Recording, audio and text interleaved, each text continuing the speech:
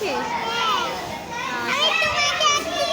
একটু খাতাটা ঘুরিয়ে দে এইদিকে দেখি, একটু একটু ঘুরিয়ে দে খাতাটা, কেন ঘুরিয়ে দে আমার দিকে খাতাটা।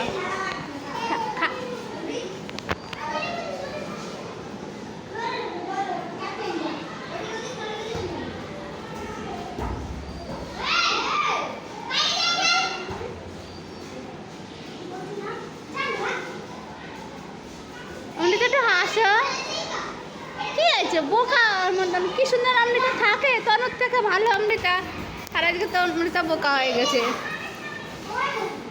বল তনু অমৃতাকে যে অমৃতা কাঁদিস না, আমরা দুজন একসঙ্গে থাকবো। পড়া হয়নি তো কি হয়েছে, ম্যাডামকে বলবি যে আমি বাড়ি ছিলাম না।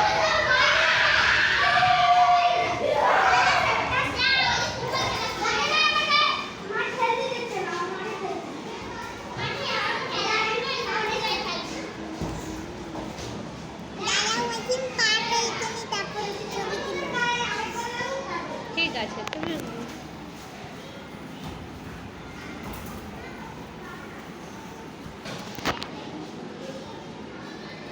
আমি কিন্তু আর ছুটিতে আসছি না তনু, সে তুই আঁক ছবি আস্তে আস্তে।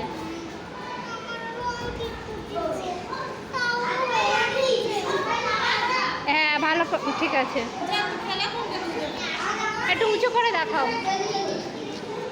একটু কাছে নাও, মেশের কাছে পাঠিয়ে দেবো। ঠিক আছে, হয়েছে, আঁকো তুমি, আমি এটা ছেড়ে দেবো খালি ভিডিওটা। আচ্ছা অমৃতা কেমন হয়েছে তনুর ছবিটা? ভালো হয়েছে তাই? তনু অমৃতাও কদিন পরে আঁকতে যাচ্ছে, অমৃতাও সুন্দর আঁকা শিখবে। আমি এরকম স্টাইল মেরে বসবো, অমৃতা আমাকে এঁকে দেবে, তাই তো অমৃতা? তাই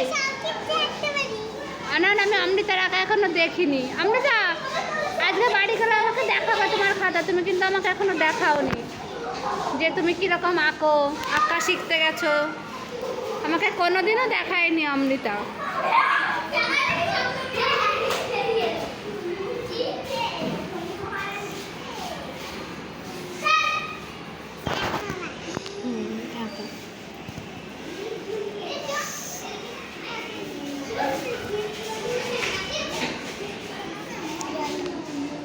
যা অমৃতা খেলা কর।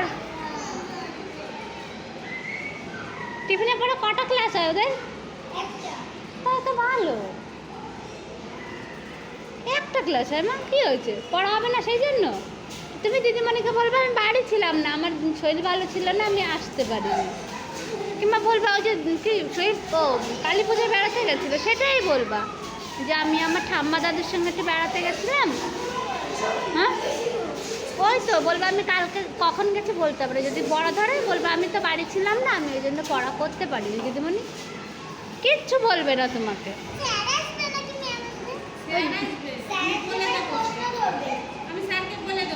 মা তো বলে দেবে যে আসছে না। কি হয়েছে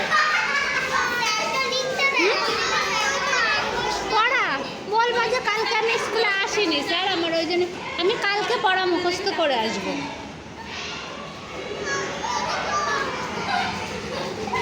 কিছু বলবে না।